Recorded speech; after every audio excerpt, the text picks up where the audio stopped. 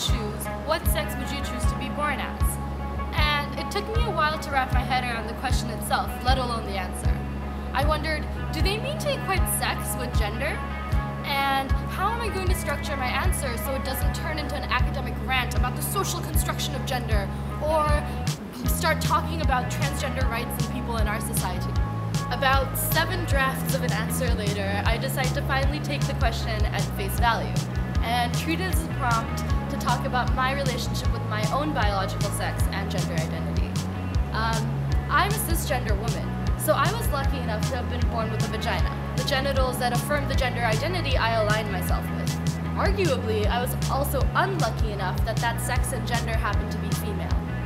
In India, where I come from, it isn't uncommon for parents to abort the births of daughters in favor of raising sons. In China, female children sometimes get abandoned at birth so that the parents' one child can be a son.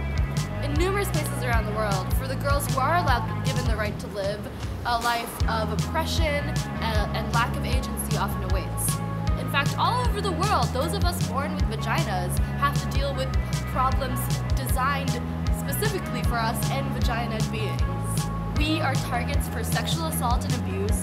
We are given heinously unrealistic beauty and body ideals to live up to. We make less money for the same work. We're given confusing messages about sex and sexuality. I mean, most of us don't even realize that we're able to and allowed to masturbate until years after the boys our age figure it out. I am a feminist, unapologetically and proudly.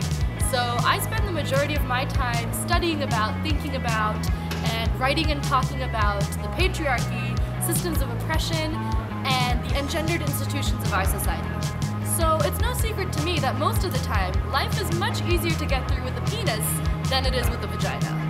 Male privilege is alive and well in almost every facet of human social existence.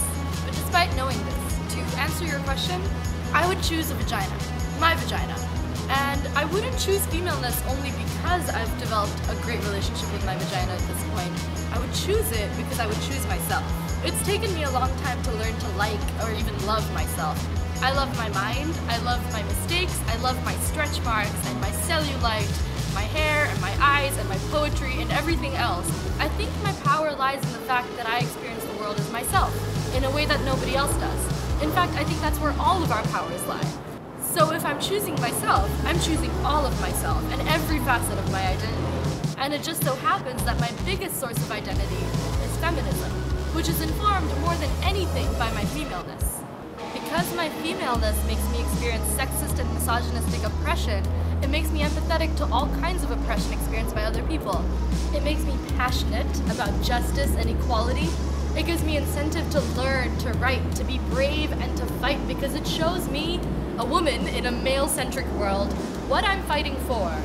I choose my femaleness, my vagina, because I can have multiple orgasms. Because of the 15-year-old girl I mentor who I know will one day move past the abuse and trauma and eating disorders in her past and know that she is worthy and able and capable. Because 1 in 3 of my sisters will experience sexual violence in their lifetime. And I don't want to cop out of that with a penis and a male identity so that I can have the luxury of ignoring that fact. My femaleness makes me aware and brave and connected with so much of the world, and so I would pick it and the marginalized life it brings every time. And as much as society may use it as an excuse to oppress me, I know it's actually one of the strongest tools I have to fight back, for myself and for so many others.